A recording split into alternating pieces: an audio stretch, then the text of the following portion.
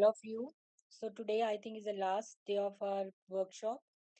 So today we will start with attitude measurement and scaling,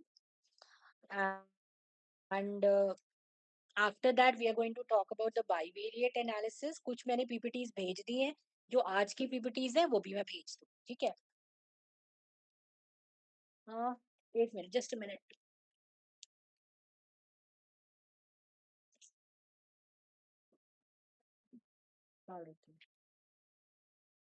Okay, so today attitude measurement and scaling techniques is one of the most important topics in research. Ek, why I'm telling you, because this topic is an important not only from the perspective of your the workshop on your this workshop present workshop on business research, but it is very important even with respect to workshop on multivariate analysis, which basically which we are going to study in second semester. Right now, remember the entire we have already talked about number of steps, and the last step is data analysis. Now in data analysis, this measurement and scaling techniques has lot much to do, because we are doing data analysis with the help of SPSS package, और packages कोई भी package जो SPS है, eViews है, आप कोई भी use कर रहे हो. Remember, input garbage, output garbage. So it means that you have to give right data to the package, because package does not have their own intelligence. Whatever the kind of a data you will give, they will do the analysis on that very basis. ठीक है? तो आपको पता होना चाहिए. दूसरा ये है कि when in the next semester, when uh, you will be learning so many techniques like factor. अभी मैंने आपको दिखाई भी थी multivariate analysis की yesterday. There are so many techniques like factor, discriminant, cluster, जो आपके syllabus में भी है और ANOVA है. Every technique has its own assumptions for in terms of the kind of the data it needs. कहीं पे उसको डेटा मीट्रिक चाहिए, कहीं उसको डेटा नॉन मीट्रिक चाहिए, कहीं उन्हें डेटा लिकर्ट स्केल पे चाहिए, कहीं उन्हें पेयर्ड कंपैरिजन टेस्ट पे चाहिए. So ultimately I want to tell you कि हमें ये पता होना चाहिए कि हमें किस तरह का डेटा चाहिए, किस तरह का स्केल है. अगर हमें डेटा के बारे में नॉलेज होगी, then only you can use the appropriate technique. First. Second thing is, even in developing a questionnaire, we should be able to know कि हमें किस तरह से मैयर करना है, बिकॉज जैसे हम मैयरमेंट करेंगे वैसा ही वो डेटा कोड होगा. So attitude measurement and scaling techniques today we are going to discuss. और इसमें से सबसे ज्यादा एमसीक्यूज भी बनते हैं, ठीक है?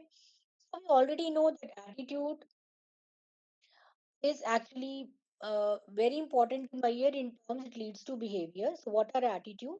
Attitude is a mental states used by individuals to structure the way they perceive their environment and guide the way they respond to. So, what is your attitude towards the ruling party? What is your attitude towards the sustainability?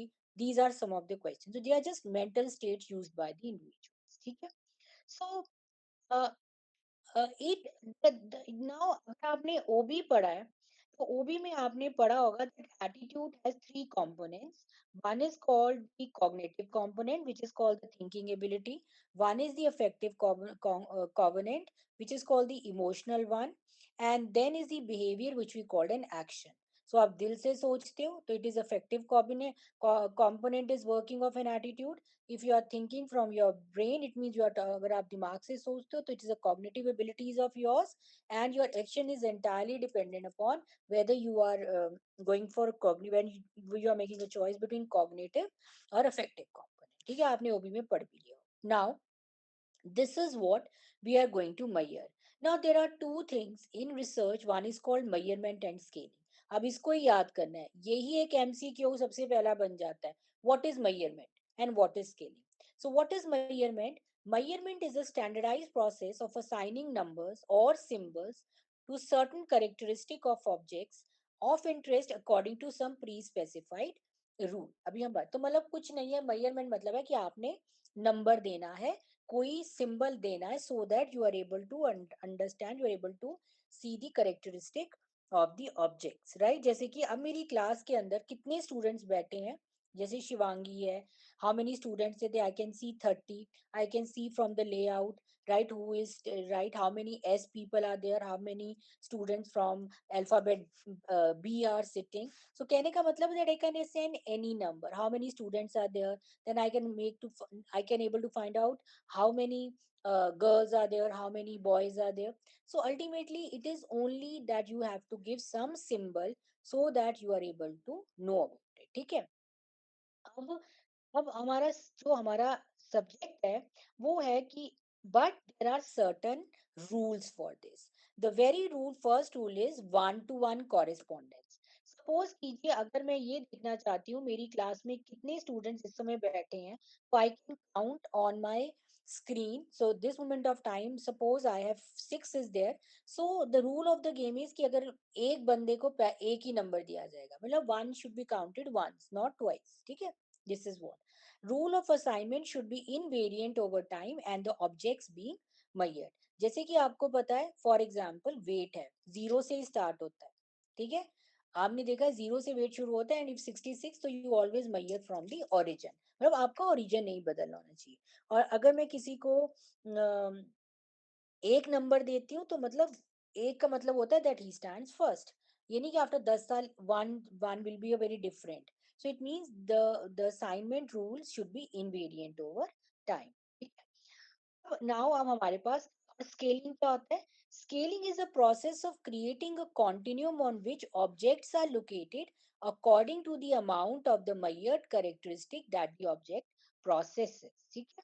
इसको समझने के लिए अगर मैंने आपको एक गिलास मतलब अगर मैं आपको डिफरेंट पानी के ग्लासेस दूं और कहूँ हाथ डाल के बताओ इसमें से कौन गर्म है, कितने ठंडा है, कैसा है, तो यू विल टेल मी कि आफ्टर 10 ग्लासेस की मैम ये ठंडा है कंपैरेटिवली, ये बहुत गर्म है, ये ठीक ठीक है. So on the continuum if I say from cold to heat, I can I can see कि शिवांगी का क्या कहना है उसके बारे में, पूजा का क्या कहना है. So that is what is there. For example, consider an attitude scale from 1 to 100.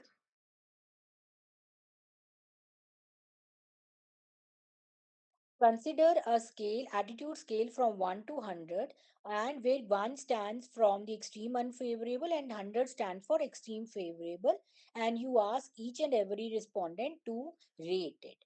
But I ask myself, to give me a rating from 1 to 100, so I ask you and I will create a continuum कि शिवांगी ने कितने number दिए, पूजा ने कितने दिए, and I can do it on a simple single continuum. That is called scaling. तो measurement का मतलब है कि वन का मतलब एक्सट्रीमली फेवरेबल है, 100 मीन्स एक्सट्रीमली फेवरेबल. तो ये तो मेजरमेंट हो गई कि भाई एक का अब आप समझ गए, तो आपने कहा ठीक है मैम समझ गए. देन आई से कि अच्छा मुझे नंबर दो सबके सब, और मैंने एक कॉन्टिन्यूम के ऊपर लिख लिया कौन मुझे कितने नंबर दे. Right? So I created a scale. That is called scaling. So both of them are there.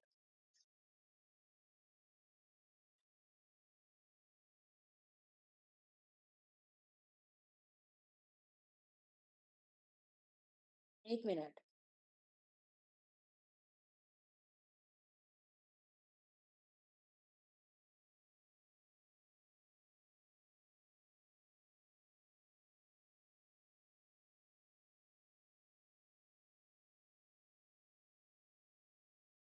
Now there are four. अब हमें जो समझने की जरूरत है वो यही है.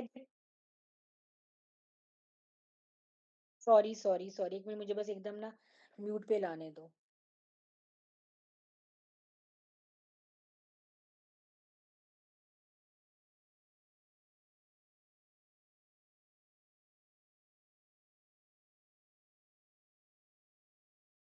Sorry. Okay. So we have four primary scales of measurement. Right? इसको समझने की जरूरत है क्योंकि इसी में से एक सवाल आएगा. आपको बता देंगे कि metric data is collected on which of the scales. Nominal and ordinal scales. On ordinal and nominal the data which you collect on nominal and ordinal scale is metric, non-metric, और neither can be said. ठीक है? आपको इनके ऊपर एक question जरूर आता है एमसीक्यू में. अब हम इसको समझने की कोशिश करते हैं. सबसे पहले आते हैं नॉमिनल स्केल्स. अब देखिए, अगर मेरी क्लास में 24, अगर सपोज कीजिए I am teaching in one class and there are 30 students sitting in my class, and if somebody comes from outside and says कि जरा मैम काउंट करके बताओ आपकी क्लास में कितने स्टूडेंट्स बैठे हैं, so if I start counting it, hardly makes any difference. मैं पीछे से शुरू कर दूं, मैं पहले से शुरू कर दूं, मैं लेफ्ट कॉर्नर से शुरू कर दूं, मैं राइट कॉर्नर से शुरू कर दूं, बस एक रूल कहना पड़ेगा कि मैं एक बार एक स्टूडेंट को एक ही बार काउंट करूं, and finally I will tell you, I can tell that how many students are there. Second question could be there, ma'am kitni girls hain kitne boys hain, so I will again count them, right? But of course the rule is only this, one person will be counted once only, and then I will tell them out of 30 students how many are basically boys and how many girls are there. This is called a nominal scale. Nominal scale basically means where numbers assigned are just an identification. मैं शिवानी को, शिवांग को एक दे दूं, शैलेंदर को दो दे दूं, शैलेंदर को मैं पहले काउंट कर लूं, शिवांग को मैं कैलकुलेट कर लूं, बाद में काउंट कर लूं, hardly makes any difference because it just a counting which is going on, that is called a nominal scale. ठीक है, then comes is an ordinal scale. Now in ordinal scale, these numbers are actually not only identification marks, but actually they tell me the presence of a characteristic. Right now, if suppose I came to know in a class Shivang stood first, if I give, if you know, if I ask you a question that who are the first, second, third in use in the program, so suppose Shivang Abrol stood first and Shailendra stood second and Shivi stood third. अब ये जो first, second, third है, they are not identification mark, but they are telling me the presence of a characteristic, that is they are telling me what is the, who got the highest percentage and who is the topper of the program. So Shivang is a topper, it means he's a first, second and third. I cannot interchange it. This is called ordinal scale. If I ask you a question, I give you three soft drinks, Coke, Pepsi, and Fanta. Tell me the order of your preference. And you say, ma'am, I love third is Fanta. It means you are telling me which you like the most, or you are which you like the least. So it just means the presence of the character. But ordinal scale कभी ये नहीं बताता कि presence of scale कितना है, intensity कितनी है presence में। जैसे कि अगर मैं कहूँ कि शिवांग स्टूड फर्स्ट, तो maybe Shivang got 70%, Shailender got 68%, there is a difference of only 2%, but baby boy Shivi got 65%, and there is a difference in 3%. So they are just telling me the characteristic is present, but the intensity of the presence of the character is not told by ordinary. कहने का मतलब, आप Coke बहुत पसंद करते हो सकता है कोक आप बहुत पसंद करते हो, फैंटा और आपकी पेप्सी में, सॉरी पेप्सी आप बहुत ज्यादा अच्छा तरह से पसंद करते हो, बट कोक और फैंटा ठीक ठीक है, right? So that is what, so ordinal scale is basically a scale in which there is a presence of, the degree of it is a, there is some kind of a characteristic that is present. अब हम इन दोनों को play कर लेंगे, फिर हम तीसरे पे जाएंगे। Numbers serve only as labels or tags for identifying and classifying objects. Nominal scale. When used for identification, there is a strict one-to-one correspondence between the numbers and the objects, which I told you. कि अगर बच्चे 30 बैठे हैं तो हर बच्चे को मैंने एक ही बार एक नंबर देना है, ठीक है, दोबारा उसे काउंट नहीं करना। But the numbers do not reflect the amount of characteristic possessed by the object. अब ये नहीं मालूम वो गर्ल है वो बॉय है, कुछ नहीं बता रहा, बस वो बता रहा है कि नंबर ऑफ स्टूडेंट्स कितने बैठे हैं, ठीक है। Now so I give you example, आप ये देख लेना। Second is the ordinal scale. Ordinal scale is a ranking scale in which numbers are assigned to objects to indicate the extent to which the objects possess some characteristic, जैसे कि best liked, worst liked, win, first, second, third, small, medium, large, ठीक है। So these are the scales we have.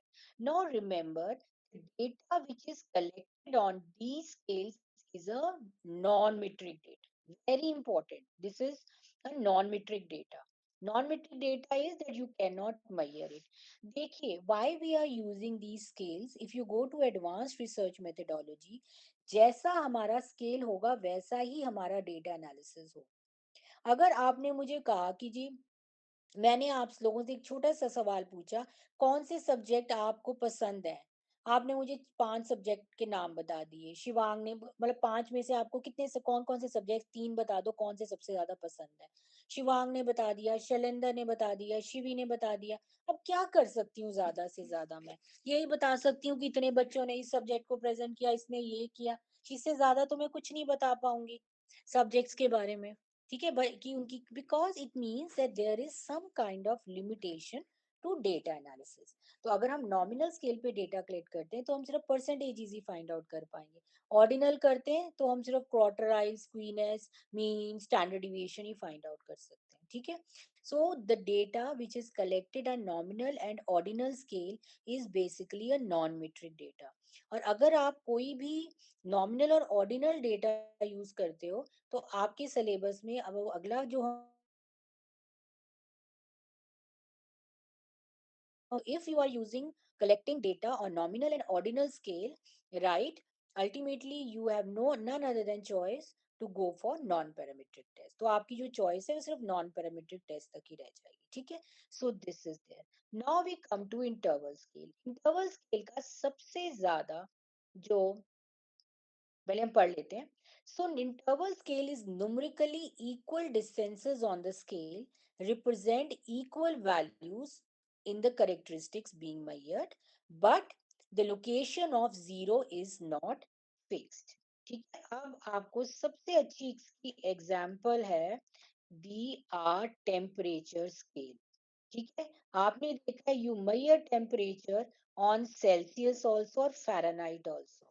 ठीक है, हालांकि एक 38 से शुरू होता है, एक 0 से शुरू होता है, एक शुरू ही 94 से होता है। ठीक है, लेकिन एक बात जरूर है, अगर किसी का बुक सॉरी एक 98 से शुरू होता है, एक होता ही 37 से शुरू है, उनका because the origin is not fix. लेकिन एक बात जरूर है, अगर 98.4 से किसी का 99.4 होता है तो समझ में आ गया कि 1 डिग्री का बढ़ा हुआ है। इसी तरह से जिसका 37 38 मिनिमम से 1 डिग्री और बढ़ता है तो उसका मतलब समझ में आ गया कि अल्टीमेटली 1 डिग्री बुखार ज्यादा है। तो equal distances are created, it is okay, but yes, but it does not have a fixed origin point, जैसे right, so these are there, we're fine as uh, so here we can use so many kind of techniques। so generally if you don't know, अभी कैसे create करना है मैं ये भी बता दूंगी आपको। if you don't know कि कौन सी statistical technique end में लगेगी, तो always collect data on interval scale and we create Likert scale which we going to discuss later। ठीक है, उसके बाद हमारे पास आता है ratio scale. We already know ratio is a kind of a scale where we you are able to see the scales that have characteristic of interval plus a meaningful zero point, जैसे कि as हो गई, income होगी। You always measure with the help of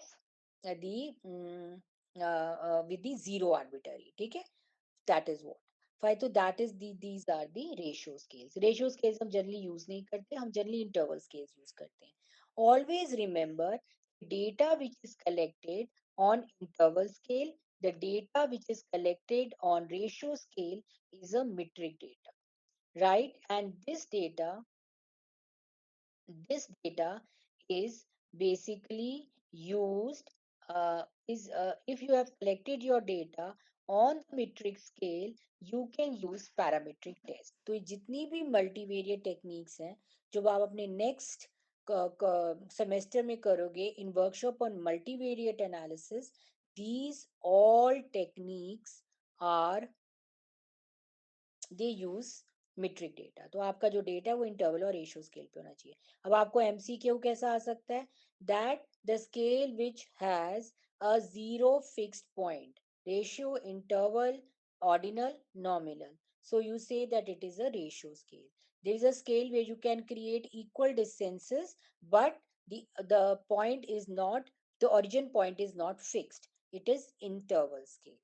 ठीक है। So that ये इसी तरह से एमसीक्यूज आते हैं, और ये एमसीक्यूज में जरूर होगा, ऐसा कभी नहीं हो सकता कि 50 एमसीक्यूज के अंदर मेजरमेंट और स्केलिंग में से एक क्वेश्चन ना डाला जाए, जरूर डाला जाए। ठीक है।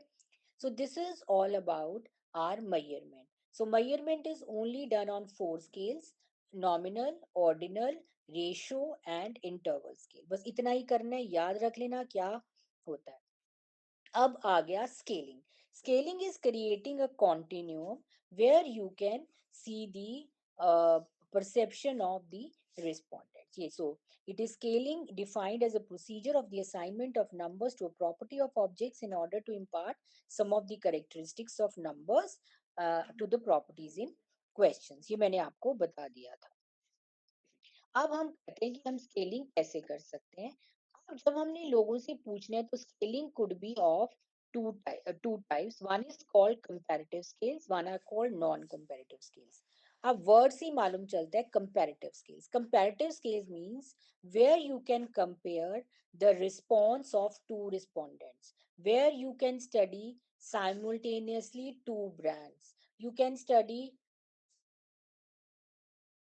two situations. Non-comparative scales basically means where you can only use one respondent, you can take the response of one respondent, or you can study one brand, one object at a time. Remember, research methodology के अंदर हम phenomena भी study करते हैं, हम situations भी study करते हैं, हम ब्रांड्स को भी स्टडी करते हैं, हम लोगों को भी स्टडी करते हैं। So you call the word called stimuli, उसको हम स्टिमुलाई कहते हैं। ठीक है। So we never say response set, we'll say stimuli. So it means when you are comparing two stimuli, it is a comparative scale. When you are studying only one stimuli, it is a non-comparative scale. ठीक है। अब हम इनके बारे में बात करें, they are very easy. So comparative scales हमारे पास हैं paired comparison, rank order, constant sum, Q sort procedures. Non comparative में कॉन्टिन्यूस है, आइटमाइज्ड है, लिकर्ड, सीमेंटिंग एंड स्टेपल। अब हम समझने की कोशिश करते हैं, ये मैंने आपको बता दिया। तो सबसे पहले हम बात करते हैं एक एक टेस्ट की। One is called paired comparison test. Paired comparison test basically means, आप समझ सकते हो, पेयर। पेयर वर्ड से पता चलता है respondent is presented with two objects and asked to select one according to some criteria. For example, अगर मैं आपको ये पूछूं कि which of the one you like the most, Shahrukh Khan on acting skills or Amir Khan, right? You prefer one. I can ask you a question: which of the two brands you like, you are being preferred by you? Maybe pantaloons, or you may say Shoppers Stop, right? So I'm comparing two at a time. This is called paired comparison test. ठीक है। उसके बाद है after pair comparison test is the rank order.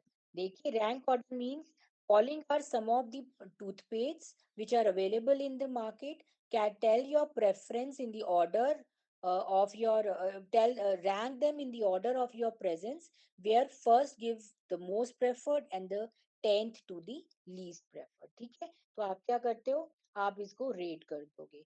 I give you three soft drinks, ask you to rate on the basis your preference, where one stands for the most preferred and three stands for the least preferred. So this is called rank order scaling। तो दूसरी तरह की scaling है। ठीक है। आपको ये सवाल एमसीक्यू में आ सकता है। What is paired comparison test? Where you compare the two. Suppose I give you suppose a respondent is asked to rate three brands, where giving one to the most preferred and third number to the least preferred. What kind of a scale it is? So you will say it is a rank order scale. They can even ask you where is a comparative scale, where is a non-comparative scale. So you can say it is a comparative scale. ठीक है। तीसरी तरह का scale है which we called constant sum scale. अब सब इसको समझने के लिए आप हम आसानी से समझ लेते हैं। सपोज अगर मैं आपसे ये पूछूं कि अगर मैं आपको 100 रुपया दूं, if 100 rupees I give you, how will you spend? So you will say, ma'am, 20 I will save, 10 I will stand for food, 5 I will have something, 6 I will have 10, 20. It means you will give me that out of 100, what will be your allocation to each and every necessity of year. This is called constant sum scale. ठीक है। Constant sum scale. So respondent allocate a constant sum of units such as 100 points to attribute of a product to reflect their importance. ठीक है? So please allocate 100 points among the attributes so that your allocation reflects the relative importance attached to each one. ठीक है? So this is a scale of comparative scales. ठीक है? लेकिन हम Q sort procedures नहीं करेंगे क्योंकि वो हायर एडवांस में यूज करते, there is no need. आप तक तीन ही है, पेयर्ड कंपैरिजन, रैंक ऑर्डर और कांस्टेंट सम स्केल. फिर आता है non comparative scaling. Non comparative scaling में हमारे पास दो तरह के स्केल्स होते हैं. एक होता है बेसिकली, तो हम तीन कहते हैं, continuous, itemised and single multiple category scale. But आपके लेवल तक सिर्फ कॉन्टिन्यूस और रेटिंग स्केल्स होते हैं. कॉन्टिन्यूस होता है ये स्केल, देखिए, respondents rate the objects by placing a mark at the appropriate position on a line that runs from one extreme of the criterion variable to the other. How would you rate Walmart as a departmental store? Probably the worst. फिर मैंने एक line खींच दी, probably the best. आप कहीं भी टिक कर सकते हो, 0 10 20 30 नंबर दे दिया, और आप कई वर्जन में बनाए जा सकते हैं. And I ask to rate you, तो मुझे मालूम चल जाएगा कि आपने कहाँ रेटिंग की है. तो these are called continuous rating scales. फिर होते हैं itemized rates.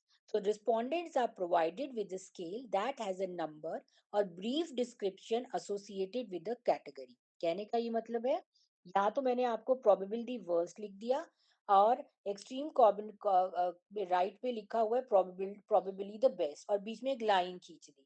अब आप अपने आप कहीं भी लाइन पे कर दोगे, फिर मैं अपने आप बैठूंगी, डिमार्केट करूंगी. So it's a continuous scale. But here in itemised rating scales I will create categories. अभी हम देख लेते हैं कैसे करेंगे. जैसे कि अभी हम देखते हैं, इसमें हमारे पास तीन तरह के स्केल्स हैं.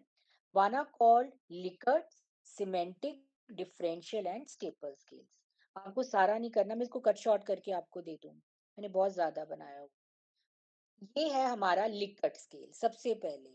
सो Likert scale requires the respondent to indicate a degree और एक्सपेरी और agreement or disagreement with series of statements about the object. अब आप देखिए, इसमें मैंने क्या लिखा है, Walmart sells high quality merchandise. अगर आप स्ट्रांगली डिसअग्री कहते हो,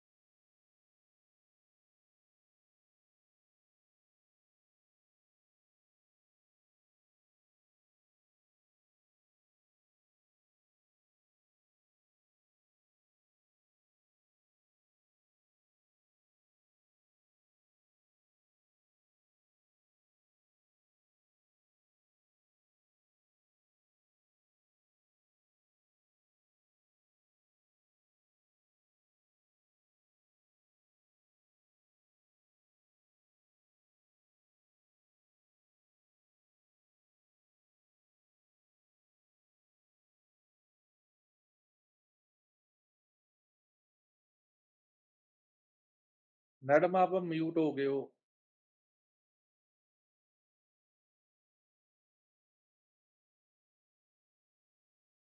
sorry, I am really sorry. अब कहाँ से छूटा मेरा?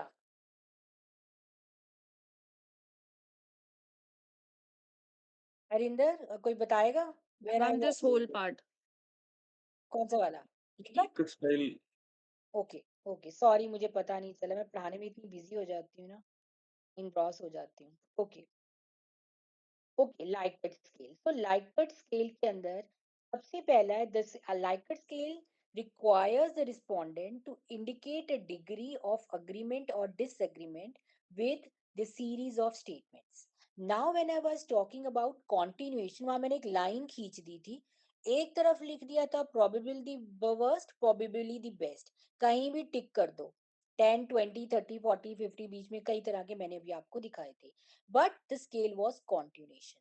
But in Likert scale we create discrete categories. अच्छा लगे, अगर डिसएग्री कर रहे हो स्ट्रांगली तो एक जवाब दे दो, डिसएग्री कर रहे हो तो जवाब दो तीन, तो दो दो, नीदर अग्री डिसएग्री तीन, अग्री चार, strongly, here I have created a discrete categories, that is what is called the Likert scale. अब आपको एमसीक्यू में यही आता है, a scale where you create a discrete category, one strongly agree, second agree, third neutral, fourth agree, what kind of a scale it is, you will say it is a Likert scale. कई बार आपको बनाया हुआ आएगा, कई और आपसे पूछ लेंगे which is after reading the above you know the scale, tell us which kind of a scale it is, so you can say it is a Likert scale. ठीक है. उसके बाद हमारे पास आता है semantic differential scale. So semantic differential scale is a scale which is, सबसे पहले it is a 7 point scale, याद रखिए. Rating scale with n points associated with bipolar labels that have a semantic meaning. Extreme पे है, देखिए Walmart is powerful, week, बीच में आपकी मर्जी है. But I had created a discrete categories, ध्यान से देखिए, मैंने डैश किया, फिर मैंने दो कोलोन लगाए, फिर डैश किया, फिर कोलन लगाए, फिर डैश किया, फिर कोलन लगाए, आप किसी पे भी टिक कर सकते हो. These are called the semantic differential scale. तो सो वन, तो आप ध्यान से देखिए, एक लाइन खींची है, उसकी मैंने कैटेगरीज बना दी है, और एक तरफ मैंने एक्सट्रीम वो दिया है, एक तो पोलैरिटी है एक्चुअली, जैसे बाइपोलर स्केल, तो एक तरफ मैंने हाईली पोलर किया हुआ स्केल को, right. This is called semantic differential scale, जैसे कि ये मैंने बनाया है. फॉर एग्जाम्पल प्रोडक्ट है, सेल्फ कॉन्सेप्ट है, आप कैसे लिखते हो, आप रग्ड हो, डेलीगेट हो, एक्साइटेबल हो, काम हो, अनकंफर्टेबल हो, कंफर्टेबल, राइट. और उसके बाद जहाँ भी आप ऐड करोगे, I will use this further for data analysis. ठीक है, तो फिर हम इसका बाद में डेटा एनालिसिस करते हैं. ठीक है. उसके बाद हमारे पास आता है staple scale. Now staple scale is only one kind of a scale in research that can also capture the negative things. A staple scale is a unipolar rating scale with 10 categories numbered from -5 to +5 without a neutral point. Very important. This scale is usually presented vertically. ठीक है, एक इसमें neutral point नहीं होता, and it has both positive and negative. For example high quality +1 +2 +3 +4 +5 -1 -2 -3 -4 -5. Poor service +1 या ऊपर जाएगी या मोर पुअर आएगी. ठीक है, सो दिस इज कॉल्ड स्टेपल. जो क्वालिटी कंट्रोल होते हैं जनरली, जो क्वालिटी, टोटल क्वालिटी मैनेजमेंट हो गया, सिक्स सिग्मा हो गया, उसमें हम generally use staple scale, because there we have to study even the negative things also about this. ठीक है. अब ये मैंने नॉन, जितने भी हमारे पास नॉन कंपैरेटिव स्केल्स हैं, मैंने उसकी एक छोटी सी स्लाइड बताई है, where have given you the gist for that. यहाँ हम डिग्री मेजर करते हैं, सीमेंटिंग में 7 पॉइंट बाइपोलर लेबल्स हैं, स्टेपल हमारे पास यूनिपोलर होता है, 10 पॉइंट स्केल है, -5 to 5 है, न्यूट्रल नहीं होता. और कहाँ यूज होते हैं, that is there, what are the advantages and what are the disadvantages. But since your paper will be a multiple choice questions, तो बस आपको यही याद करनी है इनकी डेफिनेशंस, कि लिकर्ट स्केल की डेफिनेशन क्या होती है, सिमेंटिक की क्या होती है, स्टेपल की क्या होती है. और एक या दो तीन सवाल आने ही आने हैं इसमें से. ठीक है. एक होते हैं balanced versus non balance scales. Balance scale and non balance unbalance scales में ये होता है कि जो आपको चॉइसेस दी होती हैं बैलेंस स्केल के अंदर, आप देख सकते हो, वो जितनी न्यूट्रल से ऊपर होती हैं उतनी ही न्यूट्रल से नीचे होती हैं. जैसे कि इफ आई से good, very good, extremely good, bad, very bad, extremely bad. So three choices for positive thing and three choices for negative thing. For example, moderately agree, strong agree, moderately agree, strongly agree, moderate disagree, moderately disagree, and strongly disagree. So there are three on the positive and 3 on the negative side. But in unbalanced scales, we however do not follow this, and extremely good, very good, good, somewhat good, but bad, the another bipolar, polarity है ना इसके अंदर, principal of polarity follow नहीं हो रहा, but here in balance scale we follow the principle of polarity. ठीक है, ये याद रखना है। ठीक है, उसके बाद ये तरह के स्केल्स बनाए जाते हैं। स्केल्स तो देखो वही होते हैं, बट थोड़ा सा आप उसको अच्छा बना देते हो।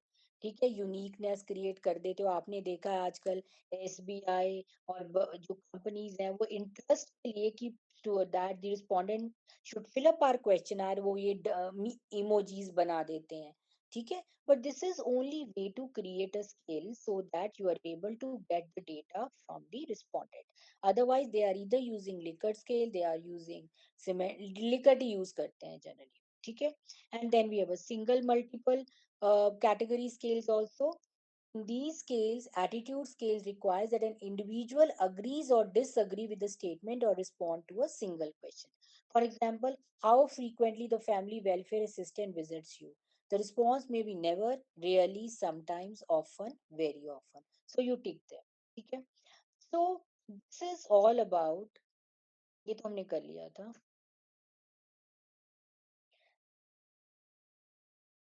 तो this is all about scaling.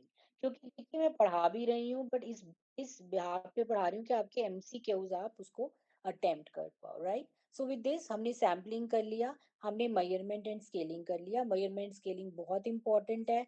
जब आप समर इंटर्नशिप पे भी जाओगे तो आपको क्वेश्चनायर बनाना ही पड़ेगा। तो ऑलवेज रिमेंबर, जब भी आपको क्वेश्चनायर बनाना पड़े तो आप लिकर्ट स्केल ही यूज करना। For example, you have to study job satisfaction among the bank HDFC Bank employees. So are you satisfied with your monetary with your pay, right? So strongly agree disagree वही बनाना। Remember, अगर आपने अपना question आया Likert scale पे create किया होगा, interval scale के ऊपर इनफैक्ट, तो आप किसी भी तरह की टेक्निक लगा सकते हो। लेकिन अगर आपने नहीं किया, यस नो पूछा, these are called forced rating questions, कल मैंने बताया था आपको, तो आपके लिए बहुत मुश्किल आ जाएगा डेटा एनालिसिस करने के लिए। So remember to always when you go for summer internship, kindly collect the data on interval scale, and the best and the easiest use the Likert scale. Semantic बहुत मुश्किल होता है, वो उसकी डेटा एनालिसिस मुश्किल होता है। So Likert scale is the best one. ठीक है, और अब आपकी नेक्स्ट क्लास में, नेक्स्ट सेमेस्टर में वर्कशॉप ऑन मल्टीवेरिएट एनालिसिस, आप खुद इस बात को मतलब अप्रिशिएट करोगे कि scaling has very much to role play when this measurement and scaling has a lot much role to play. अगर डेटा गलत कलेक्ट कर लिया ना स्केल के ऊपर, पैकेज आपको मना कर देगा कि मैं डेटा एनालिसिस नहीं कर सकता आपके लिए। ठीक है, so with this we end with measurement and scaling, right. तो अब हमने मेजरमेंट एंड स्केलिंग भी कर लिया। अब हम अपना नेक्स्ट टॉपिक करेंगे जो हमारे लिए बहुत इम्पोर्टेंट है, और वो है बाईवेरिएट एंड यूनिवेरिएट एनालिसिस। ठीक है, ये सबसे इम्पोर्टेंट है। पहले मैं यूनिवेरिएट करवा देती हूँ, फिर हम बाईवेरिएट पे आएंगे।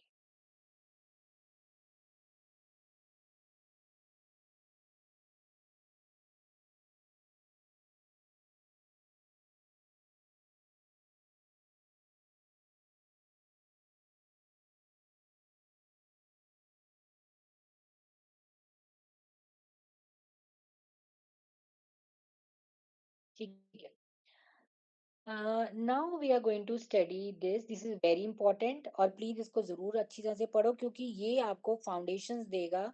अगर ये नहीं आए ना, तो मल्टीवेरिएट की वर्कशॉप जो नेक्स्ट सेमेस्टर में हो ना, वो आपको बहुत मुश्किल लगेगी, आपको कि मैम वो समझ से बाहर है। नाउ आपको याद होगा कि कल मैंने आपको इंट्रोड्यूस कर दिया था डिस्क्रिप्टिव स्टैटिस्टिक्स के साथ और इन्फ्रेंशियल स्टैटिस्टिक्स के साथ।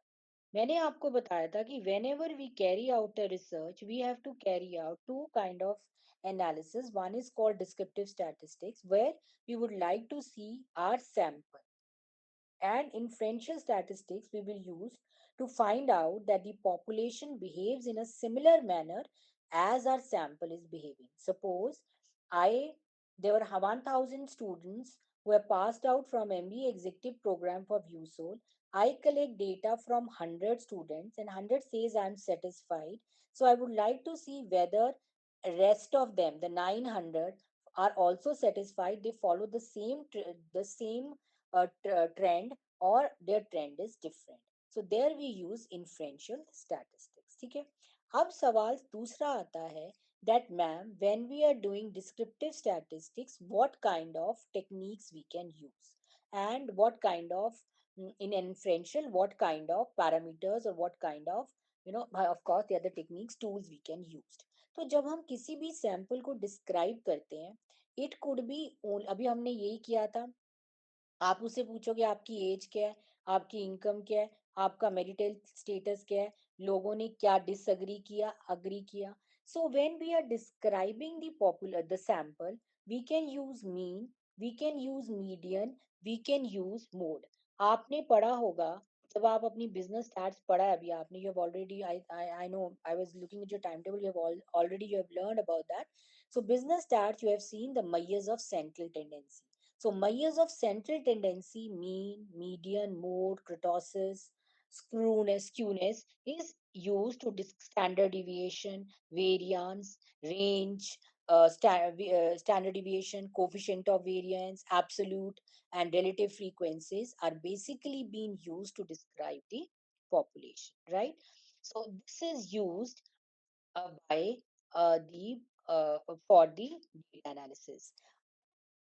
ये तो मैंने डिस्क्रिप्टिव एनालिसिस के बारे में बता दिया. अब हम आते हैं अपने इन्फ्रेंशियल स्टैटिस्टिक्स के ऊपर. Inferential statistics means now you want to see whether the population shows the same kind of results that is shown by the population, yeah, that is shown by the sample. तो अब हम enter करते हैं inferential statistics में. अब inferential statistics में अब दो तरह की हमारे पास, इनफैक्ट हमारे पास तीन तरह के एनालिसिस हैं. One is called univariate, one is called bivariate, one is called multivariate. ठीक है, पहले हम इसको लेमन लैंग्वेज में समझ लेंगे, so that they see, remember, research methodology अगर समझ नहीं हो ना, उसको लेमन लैंग्वेज में समझो.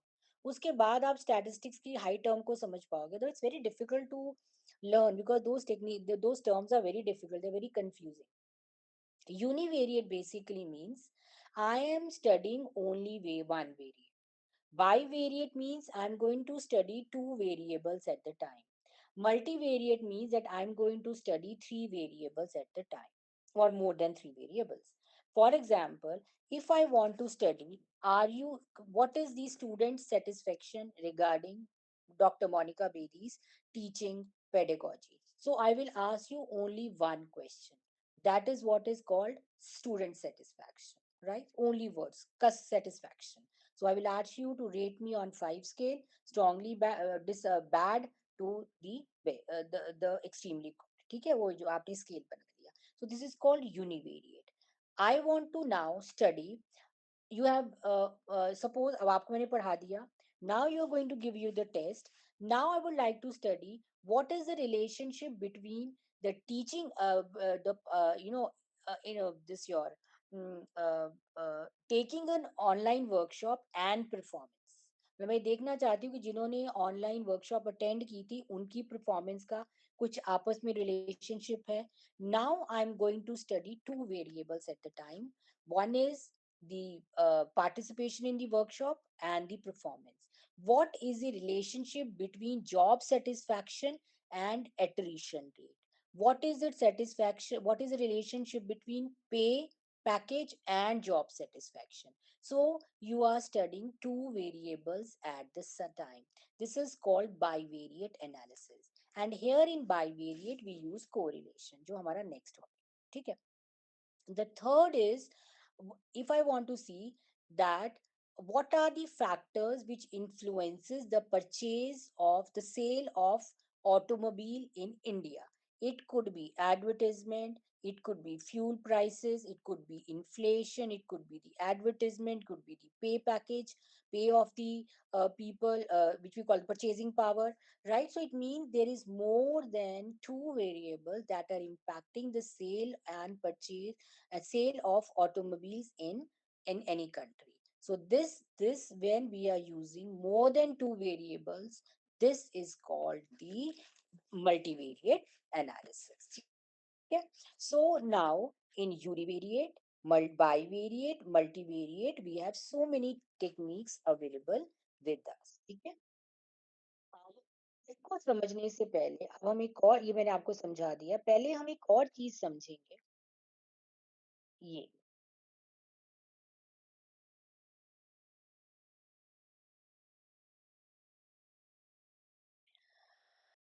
ये कितनी चीजें समझने के लिए रिसर्च में है. पहला, what is hypothesis. Hypothesis is any statement which you like to prove or disprove.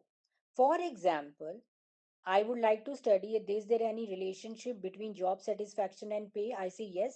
There's a significant relationship between job satisfaction and pay. There's a significant relationship between job satisfaction and attrition rate. So it means that you want to test any kind of a hypothesis. Students are satisfied with the online workshop, right? So this is a statement which you like to prove or not, not to prove. Okay. So this is called hypothesis. Remember, जितने भी test हमारे पास research में है, stats में है, वो दो ही तरह के टेस्ट हैं. Either they are test of associations or there are test of differences. Test of association, I've already given you an example. What is the relationship between job satisfaction and job and the pay? What is the relationship between sale of a car and fuel pricing? So here you are testing the associations. The another kind of test which are available are the test of differences. जैसे कि so both boys and girls are, males and females are attending my workshop. So is there any difference in the satisfaction of males and females regarding this online workshop? हो सकता है student, female student ज्यादा satisfied हो और male students कम हो. Is there any difference in the job satisfaction of males and females in a banking sector? It means you are finding out the test of differences. For example, is there any difference in the uh, uh, in the cure of cancer with respect to chemotherapy and radiotherapy? तो it means आप देख रहे हो कि इन दोनों में difference है. If some one person is going for physiotherapy chemo and one is going for radio, so is there any significant difference between their the performance or their impact on the effectiveness of the therapy? So it means you are finding out the differences. ठीक है. So associations or differences, सारी multivariate techniques, चाहे वो univariate है, चाहे वो bivariate है, चाहे वो मल्टीवेरिएट है, या तो वो यही टेक्निक्स है, या तो वो एसोसिएशन देखेंगी या वो आपकी differences देखेंगी. Why I'm telling you this word? Because the kind of objectives you go for, the kind of techniques you have to do. For example, अगर मैं स्टडी करना चाहती हूँ to study the student satisfaction regarding USOL program, it means I am using association. Is there any relationship between the teaching pedagogy and student satisfaction? It means I am going to find out the relationship. Association, it means now I can use correlation, regression he use करना पड़ेगा मुझे. Class कोई ऐसी techniques use करनी पड़ेगी जो association related है. लेकिन अगर मैं ये देखना चाहती हूँ that to study as there any significant difference in the mean perception of males and females regarding the MBA executive program, it means मैं ये देखना चाहती हूँ कि मेल्स और फीमेल्स कैसा परसीव कर रहे हैं यूसोल के प्रोग्राम को. सो this is the mean difference. ये होगा टी टेस्ट. तो हमारे पास अनदर क्लास ऑफ टेक्निक्स है, जैसे टी टेस्ट हो गया, अनोवा हो गया, काई स्क्वायर हो गया, तो हम उनको यूज करेंगे. तो जब हम अपने ऑब्जेक्टिव्स बनाते हैं तो हमें मालूम होना चाहिए कि टेस्ट ऑफ एसोसिएशंस लगेंगे या टेस्ट ऑफ डिफरेंसेस लगेंगे. This is very important. जब आप समर इंटर्नशिप के लिए जाओगे तो आपको, जब आप ऑब्जेक्टिव बनाओगे, वो डिसाइड करेगा कि आपने कौन सी टेक्निक लगानी है. ठीक है. So in test of differences we have distributions, we have means, we have promotions, we have median ranking. But you always remember कि दो ही तरह के हमारे पास टेस्ट है. ठीक है. अब जो हमें दूसरी चीज याद करनी है वो है parametric versus non parametric test. ये बहुत इंपॉर्टेंट है. ये चीज, तीन चीजें समझ में आएंगी तभी मैं आगे टेस्ट करवा पाऊंगी. देखिए, दो, अब आप समझने की कोशिश कीजिए. दुनिया में इस बात को मान के चलते हैं कि जितने अच्छे लोग हैं उतने ही बुरे लोग हैं. मतलब everything is towards the normal. आपने भी पढ़ा होगा ना कि जैसे देख, what is the mean height. They say mean height of a person in India is 5'7". तो इसका मतलब जितने 5'7" से लेफ्ट हैंड साइड पे उतने ही 5'7" के लोअर लेवल पे, ठीक है, छोटे होंगे. So it mean the population is normally distributed. But sometimes the psychologist से कि ऐसा नहीं होता. राइट, कि कई बार हमारी नॉर्मल डिस्ट्रीब्यूशंस नहीं होती हैं, right. It means your data is skewed. सेटा स्क्रूड मतलब कि if I say the height of, if I calculate the height of you know may be 5.7 is a height, हो सकता है कि एक तरफ स्क्रूड हो, there are more people who have more height than 5.7 as compared to the males who have height less than 5.7. So either data is normally distributed or data is screwed. Let me show you, अगर मेरे पास कहीं slide है।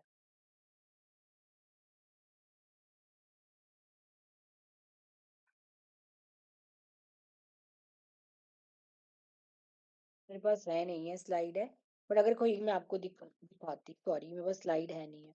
So ultimately what we aim at is, अब हमारा ये सवाल उठता है, एक तो ये प्रॉब्लम आ गई कि क्या डेटा नॉर्मली डिस्ट्रीब्यूटेड है या नहीं है।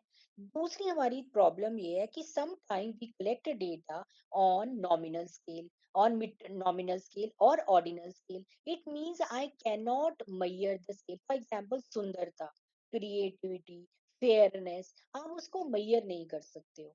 तो आप, क्या हम कभी उसको मेजर नहीं कर सकते, क्या हम कभी उसको स्टडी भी नहीं कर पाएंगे पॉपुलेशन में। ये दूसरी प्रॉब्लम है। जैसे कि मेडिकल साइंसेज में अगर मैं आपसे पूछूं कि पैरासिटामोल ज्यादा इफेक्टिव है या क्रोसिन, तो आप उसको मेजर नहीं कर सकते नंबर्स में, 1 2 3 4 नहीं कर सकते, बट यू कैन ओनली सी कि मैम ये बेटर है, ये लेस बेटर है, ठीक है। जैसे antibiotics, so anything you can talk about, right. So this is called, so it means you can not measure. For example, मैं मेडिकल की इसलिए एग्जाम्पल देती हूँ क्योंकि मैं जनरली उनको पढ़ाती रहती हूँ। सो जनरली फॉर एग्जांपल, अगर पहले बीमार होते हो तो पहले वो टेबलेट देते हैं, फिर वो उसके बाद they give you antibiotics. So it means they think that the antibiotics are more effective as compared to the tablets when it comes to the viral. It means effectiveness cannot be measured in numbers, but you can only compare.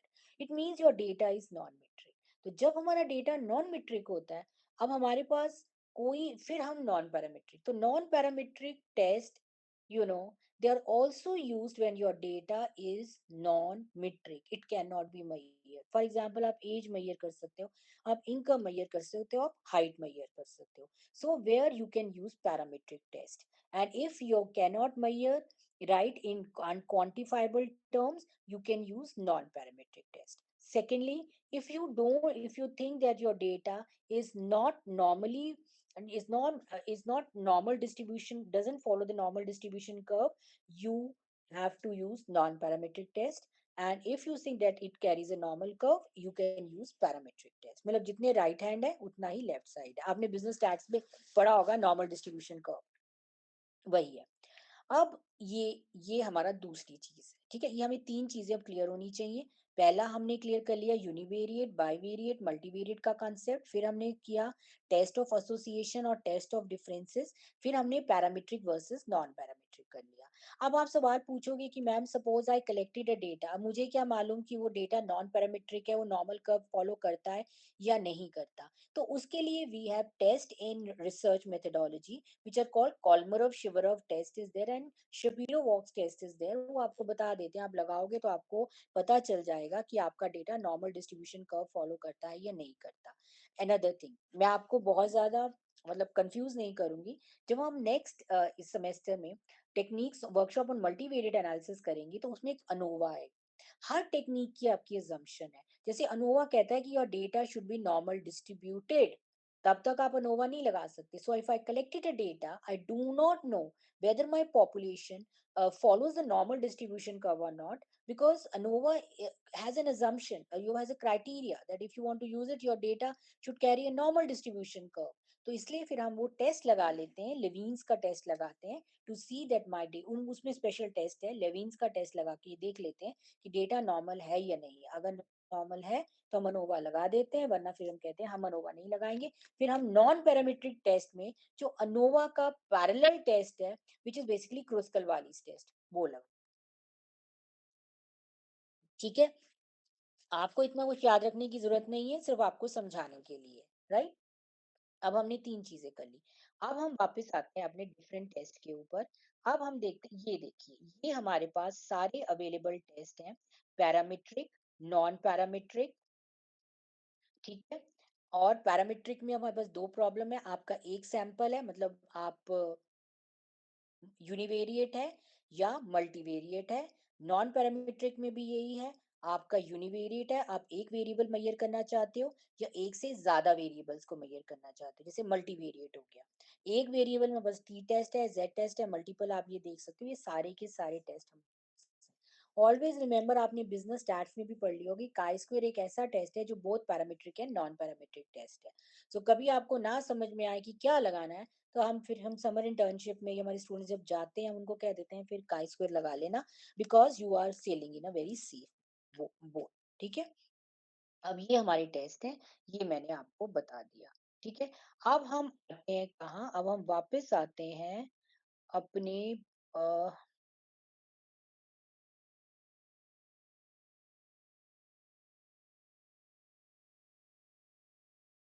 अब हम आते हैं अपने bivariate analysis के ऊपर। तो bivariate के अंदर सबसे पहला हमारे पास एनालिसिस आता है, वो है क्रॉस टैब्स। अब हम टेक्निक्स पढ़ानी शुरू करती हूँ और बताती भी रहती हूँ कौन कौन सी टेक्निक्स हैं। Cross tabs, it is required, cross tabs is interpretation, for interpretation of tables it is required to identify depend, first of all हम देखते हैं क्रॉस टैब्स क्या। once ये देखिए, this is a cross tab. Cross tab actually tell you the relationship between the two variables in a tabular form. जब आप chi square, when you will be doing chi square in your business stats, and if somebody has told you how to calculate the chi square, the very first thing you do is that you create this kind of a cross tab. So cross tab actually represent the relationship between the two variables at one moment of time. So this is the bivariate analysis, and on this we use chi-square, and we have already talked about. It is a test which is both a parametric and a non-parametric test. So you can see consumption of ice cream high, low, total, low ज़्यादा है, and income, low income and high income. So this is a bivariate analysis. We are taking what we want to see, is there any relationship between income and consumption of ice cream. Yeah, consumption of ice cream has taken on two levels, high consumption, low consumption, income on low income and high income. और फिर हमने लोगों से data collect किया, तो मालूम चला कि हाई कंजम्पशन और लो इनकम में 30% लोग थे, हाई कंजम्पशन हाई इनकम में 55% थे. So this is called the crosstabs. On these crosstabs, we can use the chi-square. So this is one way to go for multivariate analysis. तो आपको सवाल आ सकता है simple सा, that following crosstabs is one of the example on bivariate, multivariate, univariate example, none of the above. So you can see it is this is basically a kind of a bivariate data analysis. ठीक है। उसके बाद आता है हमारे पास, ये आपने कर भी लिया होगा, स्पियर्समैन रैंक ऑर्डर, पियर्सन्स कोरिलेशन। देखिए, अ, हमारे पास आपने कोरिलेशन कर लिया होगा, मेरे मैं एज्यूम करके चल रही हूँ बिजनेस स्टार्ट्स में। So there you must have done the Pearson's correlation. और Pearson's is actually is the one is used generally if your data is parametric. It is form of parametric, you have measured it. But if your data doesn't carry a normal distribution curve and the data is not metric, so we use Pearson's rank order correlation. Because business start में तो हम calculate हाथ से करना सिखाते हैं कि how to calculate it. So this is the another bivariate method and this is a formula. ठीक है। आपने ये रैंकिंग किया हुआ है, आप इस पे फॉर्मूला लगाइए, and finally you will be able to carry out whether there is a relationship between the attribute मतलब attributes, ये तो सॉरी, तो रैंक ऑर्डरिंग करवाई हुई है, is an relationship between service quality and customer satisfaction, any of the things. ठीक है। You can use even rank order scales, आप रैंकिंग भी करवा सकते हो। फॉर एग्जाम्पल एम्बियांस को कितना रैंक दिया, फूड क्वालिटी को कितने रिस्पोंडेंट ने क्या रैंक किया, फिर आप उसकी रैंकिंग करके उसका मीन रैंक फाइंड आउट कर सकते हो। Right, this is also on my variate analysis. ठीक है। अब उसके बाद हम सबसे ज्यादा आते हैं इन टेक्निक्स के ऊपर। ये सारी हम बिजनेस स्टैट्स के अंदर मतलब उसमें सिखाते हैं how to go about it, but here in research, in research methodology we are more concern about, देखिए रिसर्च मेथोडोलॉजी में तीन चीजें हैं हमारे पास। वन, कौन सी टेक्निक लगानी है, उसको पैकेज पे कैसे लगाना है, because we have huge data, you can not do it by your hand. Third, जो आपने एसपीएस से या किसी भी सॉफ्टवेयर पे लगाया उसको पढ़ना कैसे है और उसकी इंटरप्रिटेशन कैसे करनी है और उसको राइट अप कैसे करना है। So there are three things possibly which we have to do in the SPSS and in when we are using software. ठीक है, तो सबसे पहले हमें पता होना चाहिए where to use them. So now we talked about crosstabs. Crosstab is generally to represent the data, two data on the same map, spatial map, and then you can apply see the relationship. Then we talked about the Ruhu's bivariate analysis correlation.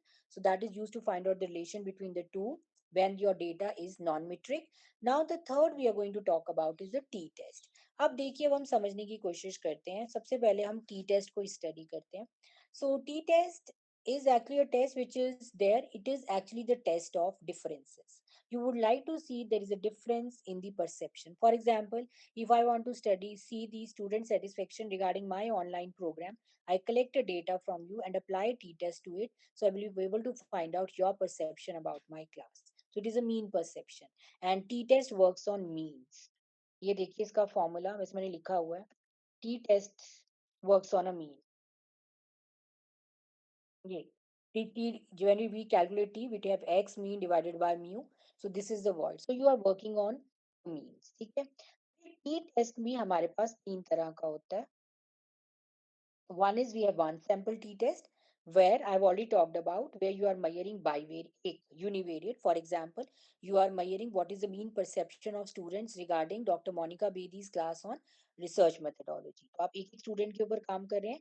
आप उनसे पूछते हैं how satisfied you are not. तो आप करके आप अपना formula लगा लेते हो जो आपने बिजनेस स्टार्ट में सीखा होगा. And you will be able to know that whether you are satisfied और नॉट.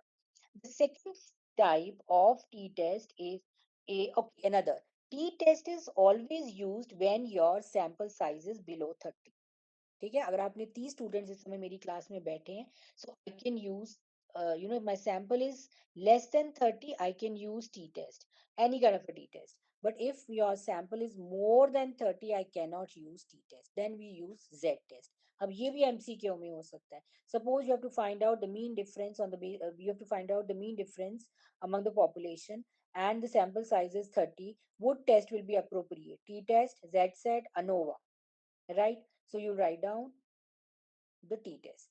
ठीक है, that could be the MCQ. और अगर more than z हो, more than 30 हो, then you use z test. Formula same रहता है. अगर आपने बिजनेस स्टैट्स पढ़ा है बीकॉम में या पढ़ रहे हैं तो आपको मालूम है वो टेबल्स होते हैं. बस उनकी that tables actually take care of the sample size. ठीक है. उसके बाद टी टेस्ट के अंदर हमारे पास तीन तरह के टेस्ट हैं. One is simple sample t test. So then is independent sample t-test. अब हमें ये पता होना चाहिए where we use independent sample t-test. Independent sample t-test is used when your sample are two different mutually exclusive from each other. For example, males and females, males and children, adolescents and teenagers. So suppose if I want to see what is the mean perception of males and females, right? For the workshop on online workshop on business methodology class, now I have two samples, males and females, and I want males and females, I will see whether there is a difference in their satisfaction. This we use with independent t test. So जब हमारे पास दो independent samples होते हैं, otherwise of course the similar is normal distribution होना चाहिए data और sample आपका less than 30 होना चाहिए. ठीक है. The third is called the paired t test. ये आपके फॉर्मूलाज हैं, मैं आपको दे दूंगी, आप पढ़ लीजिएगा. फिर हमारे पास आता है paired t test. Paired t test के एग्जांपल हम से समझ सकते हैं. Paired t test same is the assumptions are the same. Be normal distributed, sample size should be less than 30. But paired means that repeating you are taking observation on the same variable after and before. जैसे कि आपने student आज suppose I find out your I suppose I I gave you some test regarding your aptitude towards your knowledge towards your business methodology class. फिर मैंने आपको methodology में workshop में पढ़ाया. फिर मैंने एक टेस्ट लिया ये देखने के लिए is there any difference in your improvement. That is called the pair t test. जैसे कि पहले बुखार नोट करते हैं, फिर आपने मेडिसिन दिया उस बच्चे को या पर्सन को, and then you again note down the test, and then you find out that is there any difference in the effectiveness of a drug, you know. That is what is called the paired sample. Antibiotics is a very good example. 3 दिन का minimum course, 5 दिन का minimum, नहीं तो 5 का या 7 का. How? Because through test they came to know कि before they noted the temperature and after 1, 2nd, 3rd day they came to know that minimum 3 days dosage required for antibiotics to work for. So this is called paired sample, right? So for example, so a question could be there that, for example, a trainer gave a aptitude test to the students, and after that he gave them training again. If he started, he's want to see the difference in the how much improvement has been done, which kind of test is appropriate. So we'll write down it is paired t test if your sample is less than 30, right? So this is called paired sample. तो बस ऐसे ही MCQ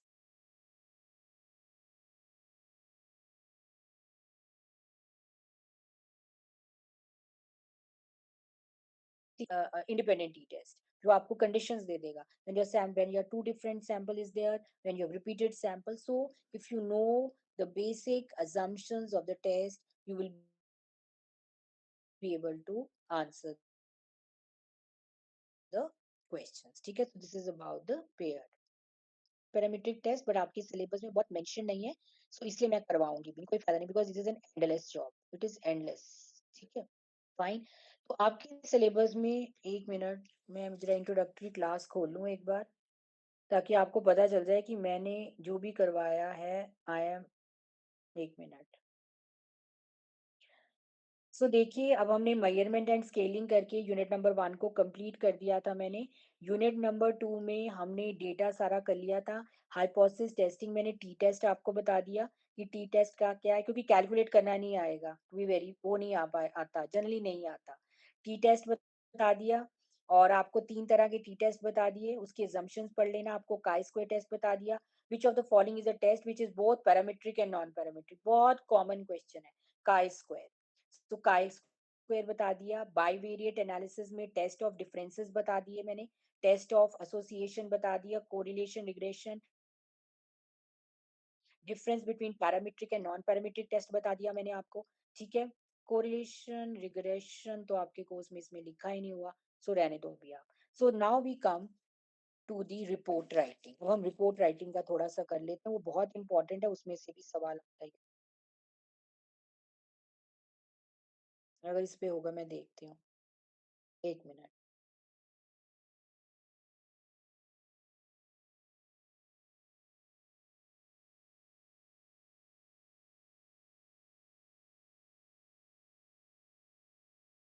Any questions from your side?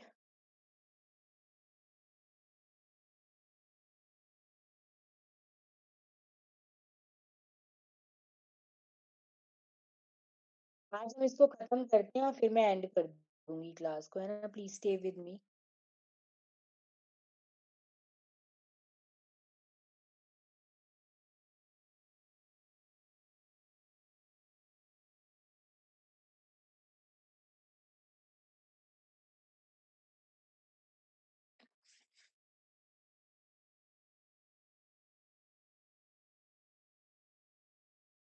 मैं आपको slide दिखूंगी, इसमें range ये है, ये मैं आपको दिखाना चाहती थी. Mean median mode, symmetric distribution. आप देख सकते हैं मीन मीडियन मोड कोइंसिडाइज. जितना लेफ्ट हैंड साइड में स्पेस है, उतना ही राइट हैंड साइड में है. स्क्यूड डिस्ट्रीब्यूशंस के अंदर आप देख सकते हैं मीन है, लेकिन एक तरफ को डेटा पोलर हुआ हुआ है. This is polarity is high towards the one side. This is called screwed data. हमने पढ़ा होगा स्क्यूनेस एंड क्रूडनेस. ठीक है, ओके, ये मैंने आपको सारा बता से मीट्रिक है, कौन से नॉन मीट्रिक है, but you have not to go into depth. This we have already talked about. Now we are going to talk about research report. Research report के ऊपर भी मल्टीपल चॉइस क्वेश्चंस में आना ही आना है. फॉर्मेट पे आ जाए, काइंड ऑफ रिसर्च रिपोर्ट पे आ जाए, ये सब चीजें. सो what is the research report? A report is a statement of collected and considered facts so drawn as to give clear and concise information to persons who are not really in possession of the full facts of the matter or a written that communicate the purpose, scope, objectives, hypothesis of the research project to others. ठीक है? Now, अब writing में हमें ये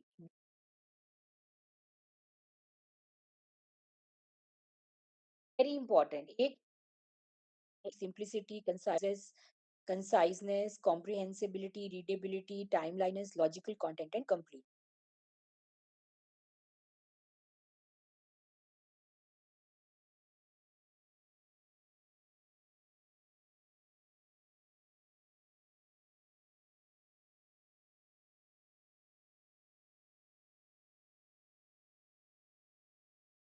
So these are the these are some of the things that should be there. Report should be original, should be readily available, layout should be proper, should be free from grammatical mistakes, should have index, should have logical analysis, good attractiveness in terms of appearance, neat and clean. सबसे ज्यादा करना है types of research. Are the type of research report. जैसे technical report क्या होती है, popular report क्या होती है, इंटरिम रिपोर्ट क्या होती है, इनकी डेफिनेशंस आ सकती हैं. That interim report is a kind of report and they will give you the choices कि ये कौन सी रिपोर्ट होती है. ठीक है. So you can talk about many सारी. So what is a technical report? It is a document that describes the process, progress and results of technical or scientific research or the state of a technical or scientific research problem. ठीक है. Popular report, it gives emphasis on simplicity and this is popular reports matlab which are very much to be read by the general population. Then these are the reports, kindly go through it. We have interim report. In projects, an interim report is often compiled to analyze how the project is proceeding before its final completion. So in between them, you see the progress of the reports. A short report which contains the first result of the analysis of some aspects completely and analyzed. Okay, so interim analysis. In summary report, it consists a brief statement of the problem or proposed covered in the major documents, right? For example, business. Then we have a summary report. Then we have algorithm research report. It defines a well-defined sequence of steps to solve a problem in an industry. So these are the kind of reports. तो आपके पास एक MCQ आ सकता है, जैसे आपको पूछ लेंगे report which is prepared before the final report to tell the trend in the analysis. That could be the imperative. ठीक है. इंटरिम. तो आपको चॉइस आ जाएगी. अब जो नेक्स्ट क्वेश्चन है जो बहुत इंपॉर्टेंट है वो है रिपोर्ट का structure. Remember, this is very important also because when you will submit your summer internship report to the Punjab University and then viva will be conducted, तो आपकी जो रिपोर्ट का स्ट्रक्चर होता है वो ये सेम होना चाहिए. फिर आप पूछते हो मैम रिपोर्ट कैसे बनानी है, वो कहते हैं देख लो पुरानी रिपोर्टें देखिए. But this is the structure of the report. Abstract, introduction, method, results and discussions and conclusions is there, and references are there and methods are there where you talk about them. ठीक है. तो अगर हम report का structure देखें तो we have a preliminary pages, we have a main text, we have an end matter. Preliminary pages में हमारे पास होते हैं biodata, acknowledgements, abstract, table of contents, list of tables and list of charts and figures. अब आपको MCQ उसी के बारे में आ सकता है कि आ सकता है that which of them is not the part of the introductory pages. Table of content, list of tables, list of charts, and finally a research methodology. So research methodology cannot be the part of the preliminary pages. So these are the introductory pages, right? Then we have acknowledgement. You already know the people whom you would like to say thanks. Abstract. Abstract is actually the overview of the entire research report. It is not beyond 200 to 250 words. Table of content is there. List of table is there. You already know about it. And the second part is the main text. Main text में हमारे पास आता है introduction, statement of the problem, literature review, objective, limitation, research methodology, data analysis, conclusions, bibliography and appendices. जब आप research report बनाओगे तो ये सब चीजें part आते हैं. So we have talked about them. So introduction we already know the background. Fine. So जैसे आप if you have done your summer internship with job satisfaction, so you have to in banking industry in HDFC Bank. So you have to talk about what is job satisfaction, you have to talk about how it impacts the performance, and how about what is about Indian banking industry, तो उसके बारे में introduction देना, that why you would like to study this topic in the Indian banking industry. Then we have a literature review, we've already talked about, already past research that has been done on that, with statement of the problem, defining the problem के ऊपर I have elaborately done, objectives of the study, ultimately with which goals you are doing it, limitations सबसे end में ही लिखते हैं. Then we have a methodology, which we have almost covered everything now. Research design, exploratory है, conclusive है, experimental है, data collection method के लिए primary है, secondary है. Primary में आपने क्या use किया, sampling कैसे use की, probability use की, non probability use की, field work कि आपने data कैसे collect किया, code किया, कैसे किया, वो सब कुछ. Then comes the data analysis, जिसमें preliminary data analysis है, which we call descriptive analysis, mean, median, mode. कितने बंदे थे, कितने मेल से, कितने फीमेल से, कितनी वेरिएबल था, कितनों ने क्या जवाब दिया, मीन उनका, everything about that.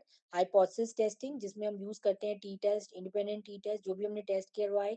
And in our next session, in the next semester will talk about the multivariate also, factor, ANOVA, discriminant, किस चीज को लेके आपने टेस्ट लगाए, उसके रिजल्ट्स, उसकी interpretations. And final findings and recommendations is there, where you talked about the results of the study and recommendations, conclusions, ultimately concluding what the report talks about. Finally is the bibliography. Bibliography consists of the the all the help of the literature, the books, the journals, the articles, which you have read to know about those. And lectures में questionnaire आप लगाते हो, list of banks लगाते हो, ठीक है, आपने जैसी भी रिसर्च की list of participants लगाओगे. So next tells about this information regarding the people from where you have collected the data. So this is all about the main text. तो अब हमने ये भी कर लिया, ठीक है. तो वो एंड मैटर भी हो गया. एंड मैटर में basically you write directions for future research, conclusion, bibliography and extras etcetera. Now then is successful report writing. So start writing early, remember, read and reflect. We have already talked about it. So journal, तो जब आप research submit करते हो ना report, तो उसकी कुछ guidelines होती हैं फॉर्मेट. रिपोर्ट प्रेजेंटेशन की भी, लेआउट की भी, डबल स्पेस होनी चाहिए, 12 साइज फॉन्ट साइज होना चाहिए, all pages are to be numbered, appendices should be there, they are not to be made. So these are the elements. तो ये जो मैंने आपको ये स्लाइड दिखाई है, this specially for you when you have to prepare your summer internship report in the end. ठीक है, तो आप देख सकते हो, ये आपको याद रहना चाहिए. ठीक है. And then there is a cause of ethics also. Ethics is the discipline concerned with what is morally good and bad and right and wrong. So in the principles of ethics in research is that it should be non um, malicious, beneficence होनी चाहिए, autonomy होनी चाहिए, justice होनी चाहिए, Fidelity नहीं होनी चाहिए, and it should have right and dignity. मतलब कहने का ये मतलब है कि you have to carry out a research taking care of this. First is you should have a respect for persons, anonymity होनी चाहिए here, right. And then sensitive question should be asked at the end the end, ठीक है. And किन लोगों में participation किया है, that is to be put, उन लोगों का ख्याल रखना, राइट. वो अदर बेनिफिशरीज, उनके बारे में कितनी इंफॉर्मेशन देनी है, कितनी नहीं.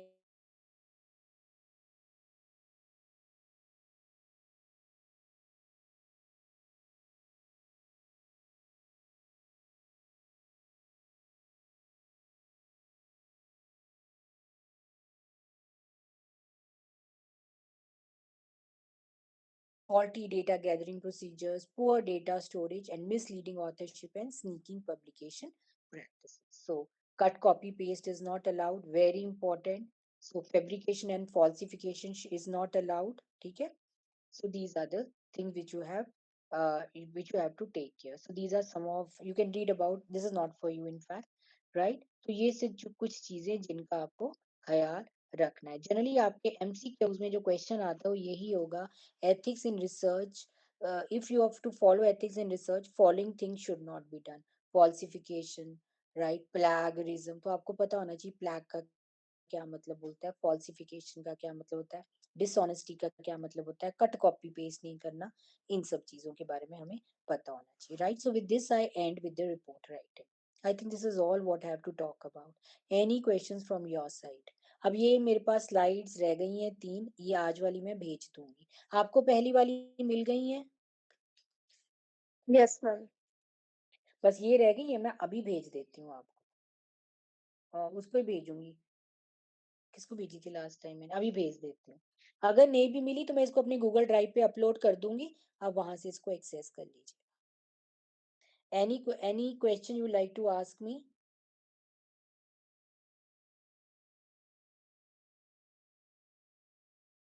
देखिए ऐसा है कि मैंने आपको करवा तो दिया है रिसर्च। जो आपका मैंने ये जो हैंडआउट लिखा हुआ है, ये मेरा और पूर्वा का लिखा हुआ है। Even it is pretty good, you can go through it. But one thing I request you is कि आपका पेपर कब है, ये असाइनमेंट का पेपर कब है आपका? ऑन 20 और 21 ये तो सिर पे है ये तो। नवंबर को ये दिसंबर? नवंबर मैम। ओके। अब आप करना ये कि गूगल के ऊपर लिख दीजिएगा research methodology multiple choice questions with solutions. तो आपको बहुत सारे पीडीएफ मिल जाएगी या ऑनलाइन टेस्ट बैंक्स मिल जाते हैं जिस पे आपको रिसर्च मेथडोलॉजी के क्वेश्चंस मिल जाएंगे। तो प्लीज मैंने पढ़ा दिया है आपको, you have still 2-3 days left. 2 दिन बैठ के जरूर उन मल्टीपल चॉइस क्वेश्चंस को कर लीजिए। उससे ये होगा कि जब आप ये अटेम्प्ट करेंगे क्वेश्चंस तो आपको प्रॉब्लम नहीं आए,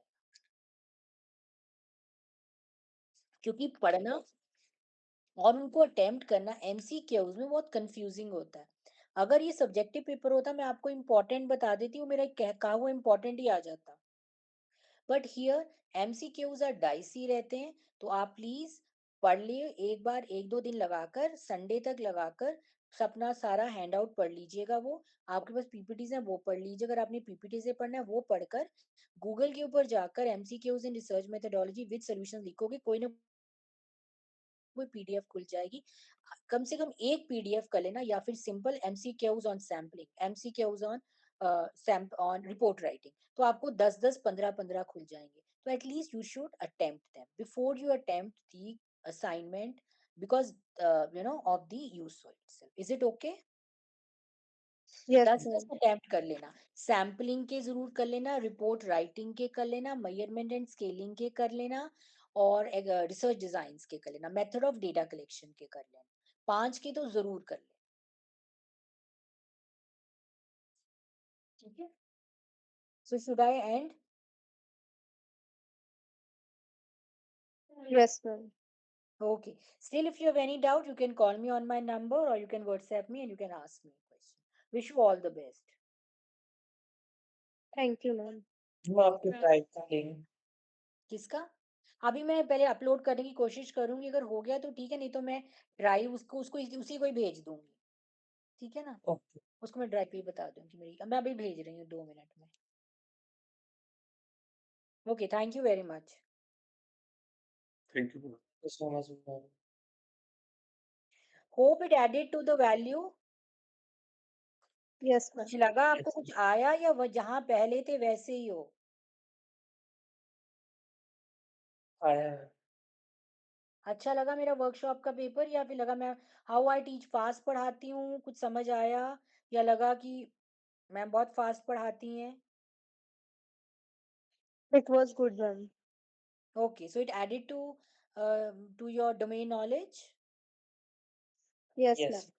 Okay, my actually, Harsh, Harpreet, my problem is, matlab, after this 3 days workshop, you must be able to at least appreciate कि subject बहुत tough है, और सब कुछ चीजें हैं जो शायद मैं 3 दिन में justify नहीं कर पाऊँ। ठीक है? So मुश्किल हो जाता है, but I have tried my best that I should cover all the topics and I should touch even all the topics, irrespective whether they are good or advanced or they are on the basic. ठीक है? So all the best, wish you all the best. And please let me know, बता देना कैसा था paper. Okay ma'am. Okay, मैं अभी upload कर देती थैंक यू मैम। हूँ। ओके। Thank you ma'am.